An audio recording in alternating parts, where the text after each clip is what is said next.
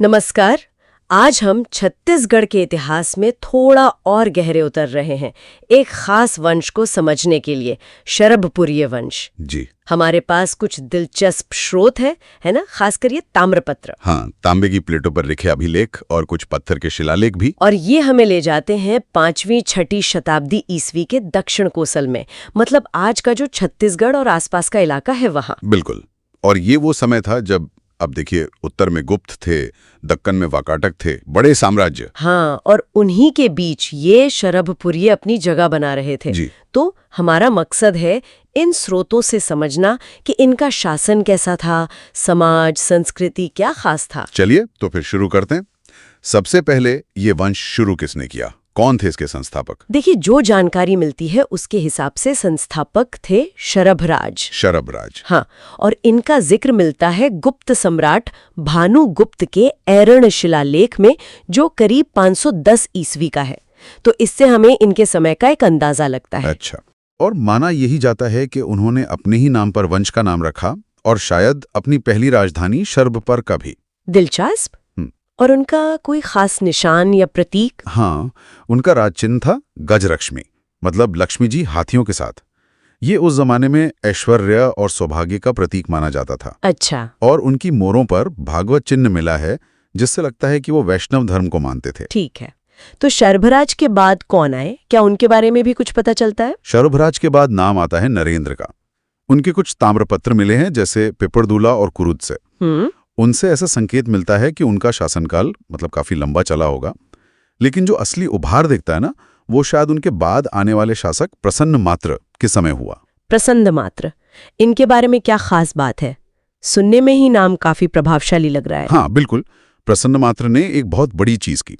उन्होंने अपने नाम के सोने के सिक्के जारी किए। सोने के सिक्के उस दौर में? जी हाँ, ये उस समय किसी क्षेत्रीय राजवंश के लिए बहुत बड़ी उपलब्धि थी।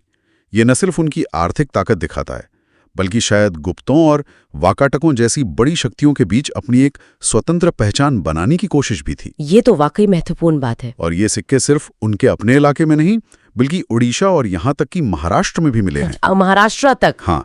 इससे उनके राज्य के विस्तार या कम से कम उनके व्यापारिक संबंधों के फैलाव का अंदाजा लगता है।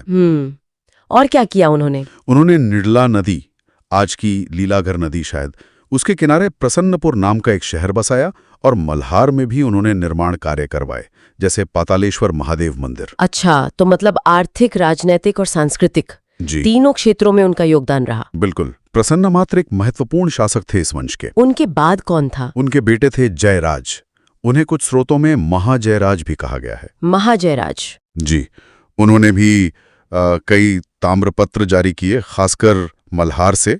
और कुछ विद्वान मानते हैं कि जो आज का दुर्ग शहर है ना, शिवनाथ नदी के किनारे, उसकी स्थापना में भी शायद उनका हाथ था। अच्छा, और फिर इस वंश में और कौन शासक हुए? जयराज के बाद सुदेवराज, और फिर प्रवरराज प्रथम का नाम आता है। प्रवरराज प्रथम। इनके समय कुछ बड़ा बदलाव हुआ था शायद, राजधानी को लेकर। हाँ बिल्कुल सही। प्रवरराज प्रथम के समय ही एक बहुत महत्वपूर्ण घटना हुई। राजधानी शरभपुर से श्रीपुर स्थानांतरित हो गई। श्रीपुर यानी आज का सिरपुर? जी हाँ, आज का सिरपुर। ये एक बड़ा कदम था। हो सकता है कोई सामरिक वजह रही हो या प्रशासनिक। ये राज्य के बदलते गुरुत्व केंद्र को दिखाता है।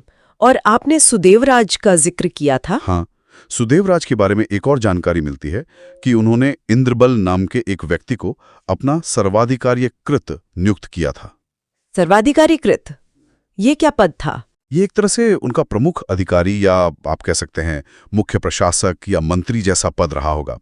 इससे उनके प्रशासनिक व्यवस्था की एक झलक मिलती है।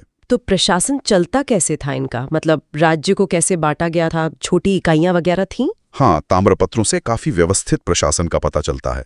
राज्य बटा हुआ था इकाइयों में। जैसे सबसे बड़ी इकाई होती थी भुक्ति। भुक्ति जैसे आज के प्रांत? हाँ, कुछ वैसा ही समझ लीजिए, प्रांत या बड़ा डिवीजन। फिर भुक्ति के नीचे होती थी विषय या भोग नाम की इकाइयां। विषय या भोग? जी। और उनके नीचे आहार, और सबसे छोटी इकाई थी ग्राम यानी गांव। गांव का मुखिया ग्रामिक कहलाता था।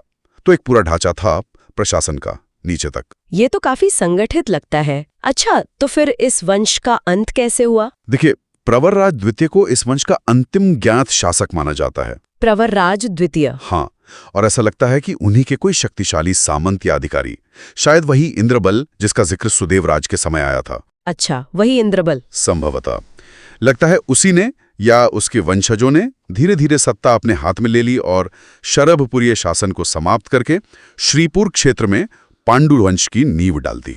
तो मतलब एक तरह से अंदर से ही बदलाव आ गया। हाँ, ऐसा ही प्रतीत होता है। तो अगर हम संक्षेप में देखें, शरभपुरिया वंश दक्षिण कोसल की एक अहम ताकत था 5वीं-6वीं सदी में। बिल्कुल। शरभराज ने शुरुआत की, प्रसन्नमात्र ने सोने के सिक्के चलाए, शहर बसाए, मंदिर बनवाए, इसे वाकई ऊंचाई दी। और फिर राजधानी शरभपुर से श्रीपुर बदली गई। जयराज, सुदेवराज, प्रवरराज भी महत्वपूर्ण शासक रहे। जी, उनका प्रशासन व्यवस्थित था। भुक्ति, विषय, ग्राम जैसी इकाइयां, गजलक्ष्मी का राज चिन्ह, वैष्णव धर्म का प्रभाव, ये उनकी खास पहचान थी। मल्हार और सिरपुर तो उनके प्रमुख केंद्र थे ही। हाँ, और कुछ विद्वान ताला गांव में मनियारी नदी के किनारे जो प्रसिद्ध देवरानी जेठानी मंदिर हैं, उनका निर्माण भी इसी काल से जोड़ते हैं। और अंत में पांडु वंशियों ने उनकी जगह